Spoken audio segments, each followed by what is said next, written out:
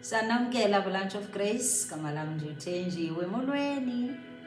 Siyakhuthazana namhlanje. Xa sube sikhuthazana yena, siyazikhuthaza. Xa sube sishumayela kuni, nathi siyazishumayeza.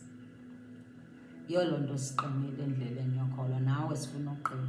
Nawe uzame ukhuthaza abanye abantu. Incwadi yamaHebhere 3 ivumelana nam ithi manivuselelane imihla ngemihla xa kusathiwa kunamhla, ukuze kungabikho mntu kuni wenziwa lukhuni kukulukuhla kwesono, uthi singazungena esonweni, kwisono sokungakholwa, singazuthi sithi uThixo akekho. Ukhona. All those stubborn situations, zixelele ukuthi you are serving a stubborn God. Xa sube usoloko wena ugula,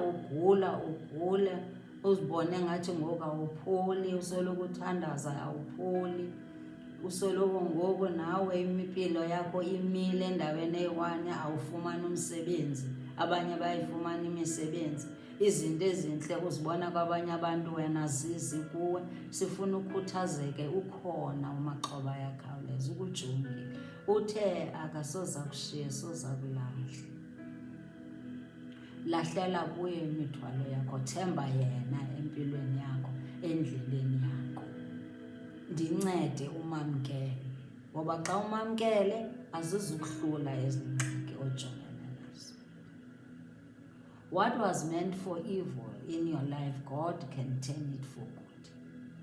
Themba yena, ukwenzela into yokuthi phakathi kwaloo madabi okuwo wazi uba unelizwi akunika lona. Ethi ilizwi kwi-Isaya 54 asinika lona, verse 10. Uthi ngokuba zingade zimke indaba neenduli zishukume, yona inceba yam ayiyi kumka kuwe, ungashukumi nomnquphiso wam woqolo. Utsho onevesane kuwo yawo. There's a covenant of peace uyehova anayo nathi.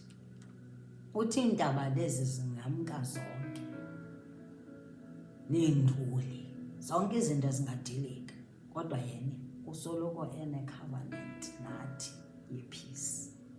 Xa unoYesu Kristu, andikhathali noba ukweyiphi indlela enzima, apho umtyolisele ezixelele into yokuthi wena uphilile ngawo, uYesu Kristu uyakuphakamisa, athi ndihamba nawe, akabalahla abantwana bakhe, ukunika uxolo, ukunika i-peace. That covenant of peace, bambelela kuyo.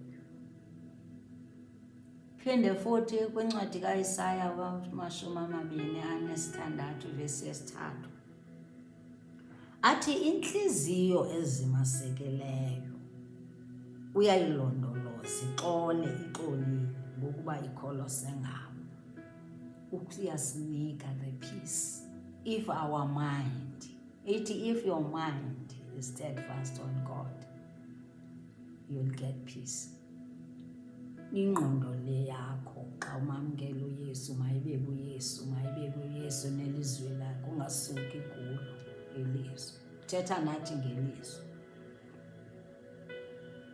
Amehlo wakho nengqondo yakho nendlela le ocinga ngayo mayibe kwiBhayibhile, mayibe kuYesu, ivumelane neBhayibhile ngawe. Abantu bazokudiscourage, kodwa wena uzosoloko une-courage, because ukhuthazwa yintoni?